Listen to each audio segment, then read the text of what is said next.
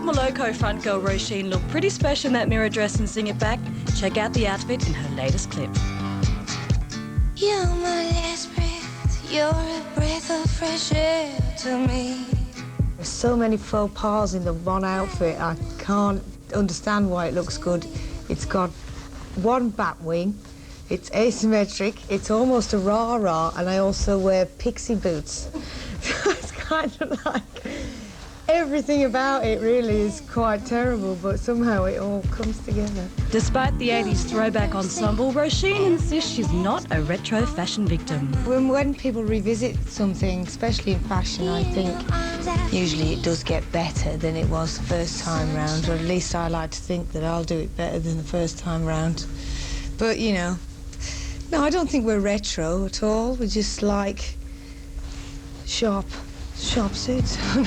Róisín's influences couldn't be more contemporary, in fact. Legendary DJ Francois K's infamous New York club Body and Soul was where she crafted the chart-topping Moloko sound.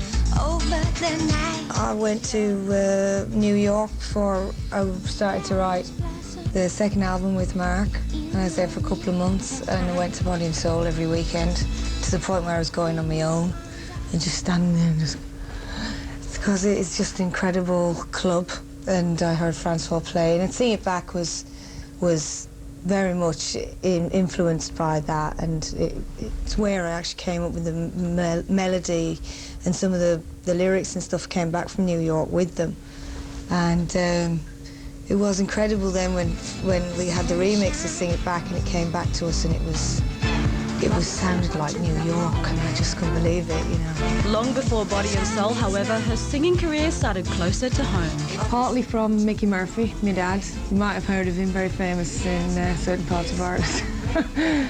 But, yeah, he used to sing in the bath, my dad, and he'd sing all kinds of songs. Like Mark was saying the other night, because we went out with him the other night, didn't we? No, it was marvellous. Yeah, I was sat in a restaurant and he started singing Danny Boy and all the rest of them. And Holding Carmichael's.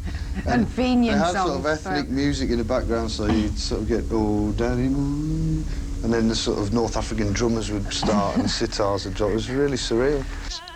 What about the name, though? Movie fans recognise Moloko from Stanley Kubrick's A Clockwork Orange, but what attracted the pair to pinching it? We really liked the word and felt it was really sort of neutral, and it let us make whatever kind of music we wanted to make under that name. It means milk in Russian, which is a fairly universal thing. The movie's just been released in the UK after 29 years. Will they be in line to see it? I'd really like to have a chance. I'd like to see a good copy of it. I've only ever seen these sort of snowstorm versions, you know. But it is a really stylish film. It's really cool. In the meantime, the band are concentrating on perfecting their live sound and going on tour with their new album, Things to Make and Do, a record that marks a different sound for the pair. Up to now, we'd always been fiddling around with samplers and computers and what have you, and it just became a bit of a stale way of making music. So I spent a month in the Cocktails Twin studio down in Richmond and had a great time. It was fantastic. Very liberating to go and hit things and bang things and make music that way for a change. At the Brit Awards earlier this year, the band got its reward with the Best Single nomination for Sing It Back. So what do they remember of the night? Oh, it's too embarrassing. Limo jam, we get out, no flashbulbs. Yeah. We wanted to go to the Brits in a rag and bone cart with a jazz band playing Sing It Back around us, which would have been awesome, and nobody paid for it, so there you go. No doubt they'll get another chance to do it in style next year. Let